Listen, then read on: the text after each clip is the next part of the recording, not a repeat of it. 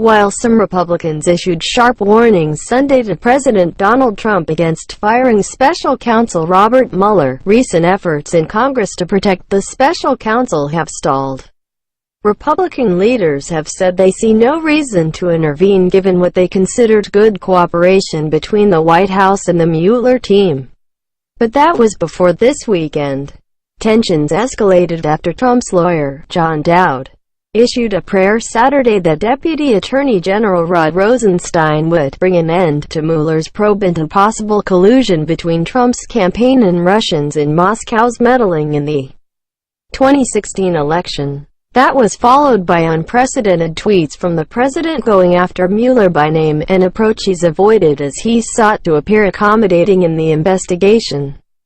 The Mueller probe should never have been started in that there was no collusion and there was no crime, he tweeted Saturday.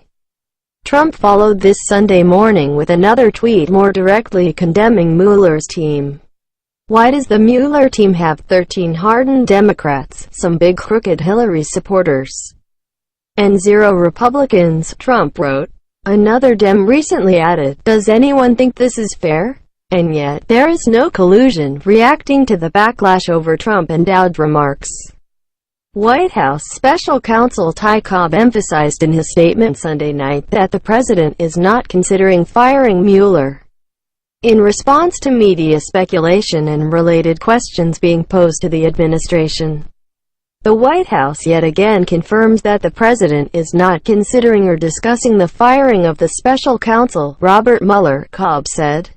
How did Republicans react? Republican lawmakers on Sunday sought to warn the president that any action against Mueller would not be tolerated by Congress. If he tried to do that, that would be the beginning of the end of his presidency, said Sen. Lindsey Graham of South Carolina on CNN's State of the Union. Senator Jeff Flake of Arizona made similar remarks on the show. "I mean, talking to my colleagues all along it was, once he goes after Mueller, then we'll take action," he said.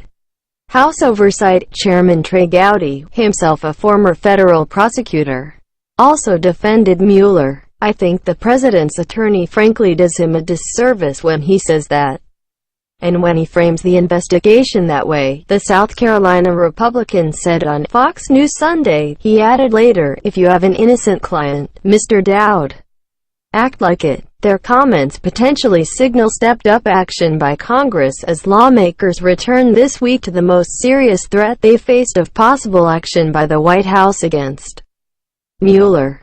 But it's unclear whether Congress will make any moves. Lawmakers face a must-pass spending bill amid other major action in the Senate on sex trafficking and a war authorization, before they leave town Friday night for a 2-week recess. Stalled bills to protect special counsel. Concerns about Trump trying to push out Mueller have been brewing since the former FBI director was appointed to the job last May. CNN reported in January that Trump wanted Mueller fired last June, but White House counsel Don McGahn refused to order the Justice Department to let the special prosecutor go. The New York Times first reported the incident, citing 4 people who were told of the matter. Trump denied that he moved to have Mueller fired.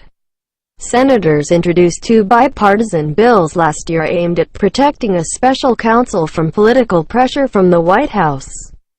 The Special Counsel Integrity Act, introduced by Republican Sen. Tom Tillis of North Carolina and Democratic Senator Chris Coons of Delaware, would allow a special counsel to be fired only for misconduct, dereliction of duty, incapacity, conflict of interest, or other good cause, including violation of DOJ policies. Another bill, the Special Counsel Independence Protection Act, was introduced by Graham and Democratic Sen. Cory Booker of New Jersey and would require a federal judge to first sign off on any action to discipline or fire a special counsel. The Senate Judiciary Committee held a hearing in September that looked at the 2 bills, but the legislation has gone nowhere since then. The reaction by GOP leadership in January, after the news broke that Trump had tried to get Mueller fired, The chairman of the Senate Judiciary Committee urged Trump to let Mueller's investigation work its course and said he was open to considering the legislation that would shield the special counsel from political pressure. "I just don't think the president, as unpredictable as he is, would fire Mueller, and I take the view, and I said so, maybe not directly to the president, but indirectly to the president.